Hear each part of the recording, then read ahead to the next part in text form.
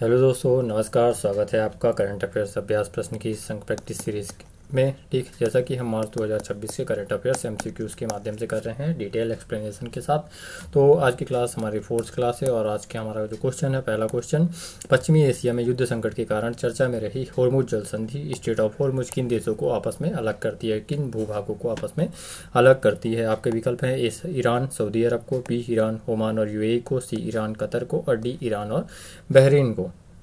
तो दोस्तों यहाँ पे जो आपका राइट आंसर होगा वो होगा आपका ईरान और ओमान। ठीक, ईरान को अलग करती है, जो भूभाग है ईरान का उसे ओमान और यूएई से अलग करती है। तो यहाँ पे जो आपका कौन सी संधि, होर्मुज जल संधि। आइए देखते हैं ये कहाँ स्थित है और जल संधियाँ होती क्या है। तो दोस्तों जैसे कि आप यहाँ, ये ईरान हो गया और इधर आपका ओमान और यूएई को ये क्या करती है, ये होर्मुज स्ट्रेट ऑफ होर्मुज जो है ये इस भूभाग को अलग करती है, और गल्फ ऑफ ओमान, ठीक, जो ओमान और इधर आपका फारस की खाड़ी, ठीक, पर्शियन गल्फ को आपस में कनेक्ट करती है। और ये एक संकीर्ण जलीय मार्ग है, ठीक, संकीर्ण जलीय मार्ग। आइए इसका कुछ व्याख्या देख लेते हैं। भौगोलिक स्थिति जैसा कि हमने आपको मैप में दिखाया कि उत्तर में ईरान और दक्षिण में ओमान, ठीक, और संयुक्त राज्य अमेरिका के बीच, संयुक्त अरब अमीरात के बीच स्थित है। या फारस की खाड़ी के ओमान की खाड़ी से अरब सागर में जोड़ती है। दूसरा है इसका जो इंपॉर्टेंस है, जैसा कि महत्व है इस संधि का क्या है, जो आपका ये जो स्ट्रेट ऑफ हॉर्मुज है ये एक व्यापारिक मार्ग है। ठीक, ये तेल, मुख्य रूप से तेल, क्योंकि जो आपका पश्चिमी नेशंस हैं वो मुख्यतः तेल के निर्यातक देश हैं, तो क्या करते हैं, विश्व का जो 20 से 30% तेल और गैस का निर्यात होता है वो इस मार्ग से होता है। जैसा कि हाल ही में इस मार्ग के बाधित होने के कारण एलपीजी से संबंधित, गैस और तेल से संबंधित समस्याएं उत्पन्न हुई। तो दोस्तों यहाँ पे जो जैसा कि है, किसी फारस की खाड़ी को ओमान की खाड़ी से कनेक्ट करता है और ईरान को आपका ओमान और संयुक्त अरब इराक से यह भूभाग से यह संधि अलग करती है। दोस्तों हमारा अगला क्वेश्चन है क्वेश्चन नंबर 17। 12 मार्च 2026 को नेपाल में हुए संसदीय चुनाव में शाह, जो वहाँ के मुख्य हाल ही में बालेन शाह जो वहाँ के प्रधानमंत्री बने हैं, उनकी जो स्वतंत्र राष्ट्रीय स्वतंत्र पार्टी है जिससे वो संबंधित है, उसने बहुमत प्राप्त किया है। नेपाली संसद में कुल सीटों की संख्या कितनी है। हमारा जो प्रश्न है क्या है कि नेपाली जो पार्लियामेंट है वहाँ पे संसद में सीटों की संख्या कितनी है टोटल। तो 280, 245, 275 और 250।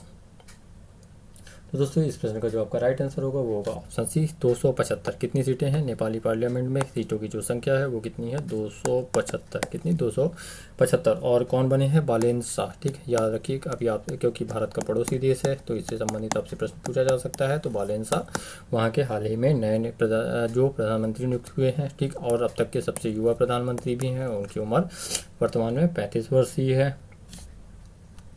तो दोस्तों नेपाल जो है भारत के आपका बोल सकते हैं उत्तर में स्थित है। ठीक, यहाँ पे नेपाल स्थित है। भारत के साथ इसकी लगभग 1700 किलोमीटर, 1751 किलोमीटर के लगभग जो है सीमा रेखा इसे टच करती है। और जो सीमा से लगे राज्य हैं वो नेपाल की सीमा से कितने भारतीय राज्य हैं। तो ये आपका ज्योग्राफी से जुड़ा हुआ प्रश्न है, भौगोलिक विस्तार से वहाँ से भी पूछा जा सकता है कनेक्ट करके। तो यूपी, ठीक, उत्तराखंड, उत्तर प्रदेश, बिहार, पश्चिम बंगाल और सिक्किम, तो 5 भारतीय राज्यों की सीमाएं किससे, नेपाल से लगती हैं।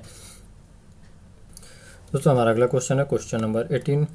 ईरानी युद्धपोत जो था IRIS डेना, जिसे अमेरिका द्वारा हिंद महासागर में डुबो दिया गया, वह किस अभ्यास में भाग लेने भारत आया था। जैसा कि अभी जो युद्ध चल रहा है, संघर्ष इजराइल, USA और ईरान के मध्य। ठीक, तो एक जो ईरान का युद्धपोत था IRIS डेना, नाम याद रखिएगा, IRIS डेना, जो कि भारत में आया था एक सैन्य अभ्यास में भाग लेने भारत के निमंत्रण पर। तो वह लौट रहा था तो अमेरिकी सैन्य कार्रवाई में उसे क्या किया गया, हिंद महासागर में उसे डुबो दिया गया। तो यह जो अभ्यास था, हमारा जो प्रश्न है कि किस अभ्यास में भाग लेने वह भारत आया था। संगम नौसैनिक अभ्यास 2026, मित्र नौसैनिक अभ्यास 2026, मिलन नौसैनिक अभ्यास 2026, या इनमें से कोई नहीं। तो हमारे यहाँ पे जो राइट आंसर होगा वो होगा आपका ऑप्शन सी, मिलन नौसैनिक अभ्यास 2026। किस में भाग लेने आया था, भारत में मिलन अभ्यास में, नौसैनिक अभ्यास में भाग लेने भारत आया था। उस युद्धपोत का नाम जरूर याद रखिएगा, IRIS डेना। ठीक, उसका नाम था। और किस अभ्यास में, और ये अभ्यास कहाँ आयोजित किया गया था, तो भारत में विशाखापट्टनम में। ठीक, इस अभ्यास का आयोजन किया गया। आइए देखते हैं प्रश्न जुड़ा हुआ फैक्ट। देखिए डेना यह ईरानी नौसेना का युद्धपोत था जो फरवरी 2026 में भारत के विशाखापट्टनम में आयोजित बहुराष्ट्रीय नौसैनिक अभ्यास मिलन 2026 में भाग लेने आया था। घटना क्या थी, तो अभ्यास समाप्त होने के बाद लौट रहा था। मार्च 2026 में श्रीलंका के तट के पास हिंद महासागर में अमेरिकी हमले में यह पनडुब्बी द्वारा इसे डुबो दिया गया। ठीक, इस घटना ने अंतर्राष्ट्रीय स्तर पर अच्छी चर्चा बटोरी।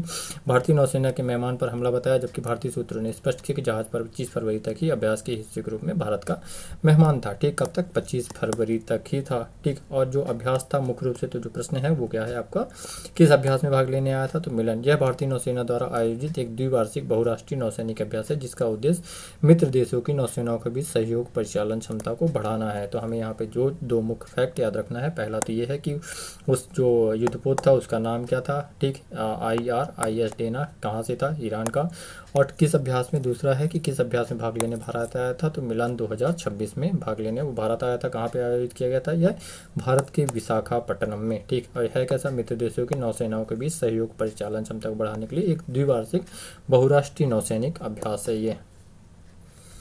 दोस्तों हमारा अगला क्वेश्चन है क्वेश्चन नंबर 19। 2 से 5 मार्च 2026 तक मोबाइल वर्ल्ड कांग्रेस 2026 का आयोजन कहाँ पर किया गया। ठीक, किसका, मोबाइल वर्ल्ड कांग्रेस 2026 का आयोजन कहाँ पर किया गया, कब से कब तक, 2 से 5 मार्च 2026 की अवधि में मोबाइल वर्ल्ड कांग्रेस 2026 का आयोजन कहाँ पर किया गया। A Germany, B Bharat, C France, D Spain. तो आपका यहाँ पे जो राइट आंसर होगा इस प्रश्न का वो होगा स्पेन, डी। कहाँ पे, स्पेन में आयोजित किया गया कौन सा, मोबाइल वर्ल्ड कांग्रेस 2026 जो है कब से, 2 से 5 मार्च 2026 की अवधि में कहाँ पे आयोजित किया गया, तो स्पेन में आयोजन किया गया इसका। तो आइए देखते हैं इसकी व्याख्या। तो मोबाइल वर्ल्ड कांग्रेस 2026 का आयोजन 2 से 5 मार्च तक बार्सिलोना स्पेन में, ठीक, फीरा ग्राउंड विया प्रदर्शनी केंद्र में किया गया था। ठीक, तो मुख्यतः आपको जो याद रखना है, बार्सिलोना स्पेन में इसका आयोजन किया गया। कब से कब तक, 2 से 5 मार्च 2026 के मध्य।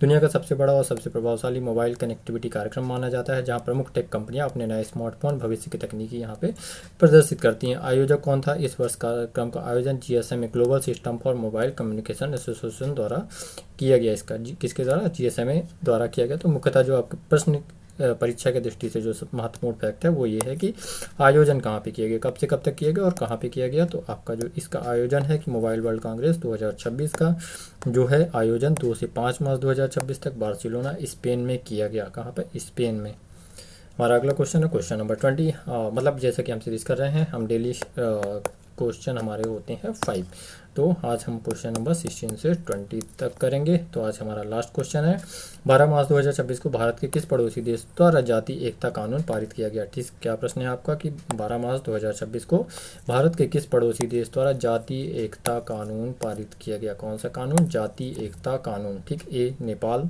का एक विकल्प है नेपाल, बी चीन, सी पाकिस्तान, डी बांग्लादेश। दोस्तों यहाँ पे जो आपका राइट आंसर होगा इस प्रश्न का वो होगा ऑप्शन बी चीन। कहाँ पे, जातीय एकता कानून का जो किस देश द्वारा पारित किया गया, तो चीन के द्वारा पारित किया गया। आइए इसकी व्याख्या देखते हैं। तो जैसा कि हाल ही में ठीक चीन ने जातीय एकता कानून पारित किया गया।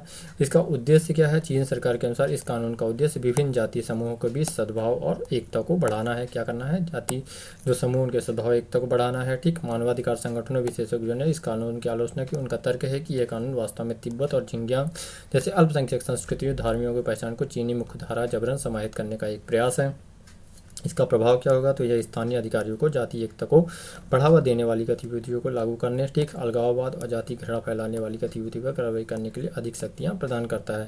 तो मुख्यतः जो आपका यहाँ पे प्रश्न है जो इंपॉर्टेंट है फैक्ट वो है कि जातीय एकता कानून किसके द्वारा पारित किया गया है, तो चीन के द्वारा। मुख्यतः जो आपको यहाँ पे याद रखना है वो क्या है कि चीन किस देश द्वारा, किस भारतीय पड़ोसी देश द्वारा जातीय एकता कानून लागू किया गया, तो चीन द्वारा। और इसका जो उद्देश्य है वो जातियों के बीच, समूहों के बीच सद्भाव और एकता को बढ़ाना इसका उद्देश्य है। तो दोस्तों ये हुए आज के हमारे 5 क्लास। अगली क्लास में हम फिर उपलब्ध होंगे नेक्स्ट 5 क्वेश्चंस के साथ। मार्च 2000